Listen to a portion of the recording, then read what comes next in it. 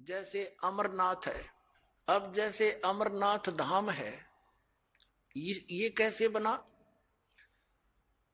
पार्वती माता को भगवान शंकर जी ने उस स्थान पर एक सूखे वृक्ष के नीचे एकांत स्थान देखकर ये मंत्र दिया था। प्रथम मंत्र जो दास साहब को देता है, इसको मोक्ष मंत्र बोलते हैं।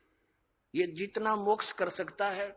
तो पार्वती जी को जहां वो उपदेश ग्रहण प्राप्त हुआ, शंकर भगवान ने वो मंत्र उनको दिया, ये अमर मंत्र, तो उनके लिए, उस पार्वती माता के लिए वो अमर धाम है, आप और हमारे लिए नहीं। अब जैसे ये तीर्थ और ये अमर धाम कैसे, जैसे आप जिसको यहाँ बरवाला में ये मंत्र मिला उसके लिए तो ये बरवाला है अमर धाम, और यहाँ बरवाला में ये दास हो नहीं, और यहाँ कोई भी नहीं हो और यू खाली पड़ा हुआ आश्रम। अब जैसे किसी ने क्रोथा आश्रम में नाम लिया था, उसके लिए क्रोथा है आश्रम अमरधाम अमरनाथ। अब वहां कोई भी को नहीं, ये दास यहाँ पर बैठा तो उस क्रोथा में माथा टेकने तला बना हुआ है। ये तो इस दास के वचन यहाँ सुनेंगे, सत्संग सुनेंगे, आशीर्वाद पाओगे तो यही लाभ होगा उसे। तो अमरधाम जो है वो एक आदरणीय स्मारक तो है कि यहां पर ऐसी घटना घटी थी, लेकिन आपके लिए वहां जाने से कोई लाभ नहीं होगा। आपको तो वैसा ही संत खोजना पड़ेगा जिसके पास वो अमर मंत्र हो, और वो अमर मंत्र आपको चाहे बरवाड़ा की गली में मिल जाए दास, और वहां उपदेश प्राप्त हो गया तो वही आपके लिए अमरनाथ है। उस मंत्र से मोक्ष होगा, उस स्थान से नहीं। अपने आत्माओं जैसे तीर्थ कैसे बने, इसमें बहुत से प्रमाण है कि एक ऋषि था, उसने वहां बैठकर साधना की और उसने मोक्ष प्राप्त किया। अपने आत्माओं जैसे एक हमाम दस्ता होता है सामग्री कुटन का, दवाई दुई कुटन का, लोहे का मुसल सा वो 1.5 फुट का, और 2 फुट का, वो 1.5 फुट का, 1 फुट का ऊंचा, 9 इंच चौड़ा होता है। वो किसी का पड़ोसी ने मांग लिया और उसने उसमें कुछ सामग्री गुट्टी अवन की, और वो वापस दे गया मांझ धो के कति साफ करके, उनको लौटा गया जिसका था। उनको रात्रि के समय जब वो सोने लगे तो महक आ रही थी। उन्होंने देखा ये महक कहां से आ रही है, देखते देखते देखा ये तो इस हमाम दस्ते में से आ रही है। तो उन्हें देखा हो इसको तो पड़ोसी ले गया था मांग के, उसने कोई सामग्री कूटी है। अब पुण्यात्मा उसने सारी सामग्री निकाल ली, कति साफ करके वापस लौटा दिया, और फिर भी महक आ रही है। वो सामग्री जो उसमें कुटी थी वो अलग वस्तु है, तो वो महक जो उसके अंदर आवे थी थोड़ी बहुत अमाम दस्ते में एक दिन के बाद खत्म होगी।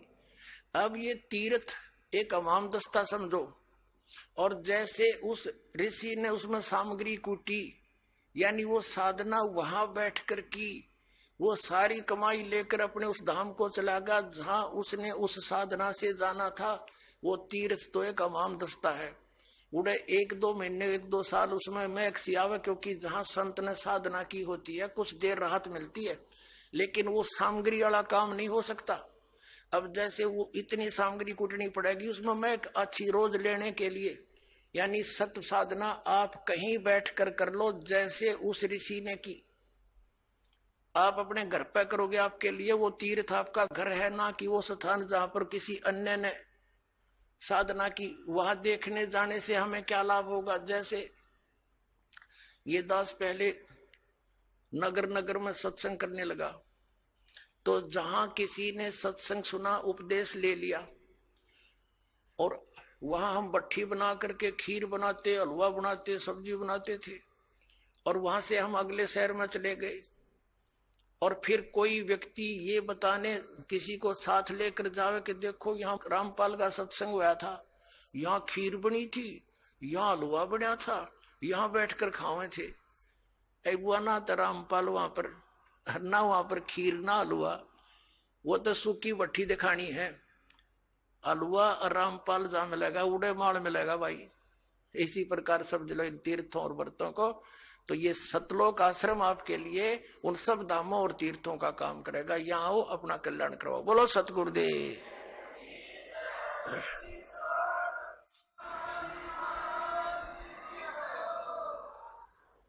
परम पिता परमात्मा पूर्ण ब्रह्म परम अक्षर ब्रह्म कबीर परमेश्वर जी हैं। ये अनंत ब्रह्मांडों के उत्पादक हैं, ये सब के सृजनहार हैं। परमात्मा की खोज में आत्मा उसी दिन से लग गई जिस दिन से ये इस काल के जाल में फंसी थी। क्योंकि जो सुख इस आत्मा को सतलोक के अंदर था, यहां इस काल के लोक के किसी कोने में नहीं है। उस सुख की खोज करते करते ये महास्वर्ग में भी पहुंच गई, जिसको यहाँ का सबसे सुप्रीम यानी सबसे श्रेष्ठ सुख में सथल बताते हैं। वहां भी वो सुख नहीं है, वहां भी ऐसे ही आग लगी है जैसे इस पृथ्वी पर है।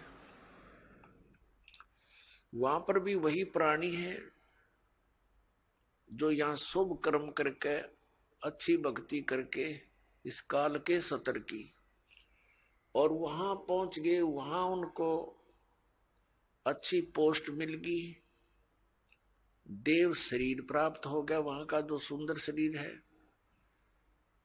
और जो यहाँ राग द्वेष, ये काम क्रोध मोह लोभ अहंकार, ये सारे विद्यमान है, खचाखच भरे हम ऊपर के लोकों के में रहने वाले प्राणियों में। तो वहां भी ये ऐसे ही अपना टाइम पास करके फिर नरक में चले जाते हैं। नरक का समय पूरा करके फिर ये 84 लाख योनियों में भटकते रहते हैं। पुण्यात्माओं, परमात्मा पाने के जो साधन है वो भिन्न भिन्न नहीं है। एक ही मंत्र है, एक ही विधि है, यानी एक जैसे ही वो सब क्रियाएं हैं। और हम परमात्मा पाने के लिए कोशिश करते करते अपने जीव सतर की सोच से और अन्य लोक वेद के आधार से हम महापुरुषों से मिलते हैं। क्योंकि ये विशेषकर हिंदू धर्म के पुण्यात्माओं में एक विशेष आस्था है परमात्मा की, और उनको इतना ज्ञान है सदग्रंथों के आधार से कि गुरु के बिना मोक्ष नहीं होता। ये तो प्रत्येक हिंदू धर्म के पुण्यात्मा के, चाहे कोई भक्ति करता है या ना करता है, तो वो भी ये अवश्य कहता है कि वे गुरु बिन मोक्ष नहीं। तो ऐसी व्यवस्था अन्य किसी भी धर्म में नहीं रही। जैसे सिख धर्म के अंदर गुरु परंपरा थी, लेकिन बाद में वो केवल गुरु ग्रंथ साहिब को ही गुरु मानकर अपना अध्यात्म क्रियाएं करने लगे। लेकिन वक्त गुरु का होना अनिवार्य है। जैसे ये पवित्र गुरु ग्रंथ साहिब, पवित्र श्रीमद् भगवत गीता, पवित्र वेद, पवित्र पुराण, ये तो एक आदरणीय सदग्रंथ है, महापुरुषों की जानकारी है, भगवान के विषय में लिखा है इसमें। ये तो ऐसा समझो कि हमारे औषधि की बुक हो, औषधि की पुस्तक है, और उसके जानकार की आवश्यकता है जो वैद्य हो। और वैद्य वही सफल होता है जो औषधि की पुस्तक में लिखी हुई सब जड़ियों को इकट्ठा करके मिलाकर समझ कर जड़ी बनाता है।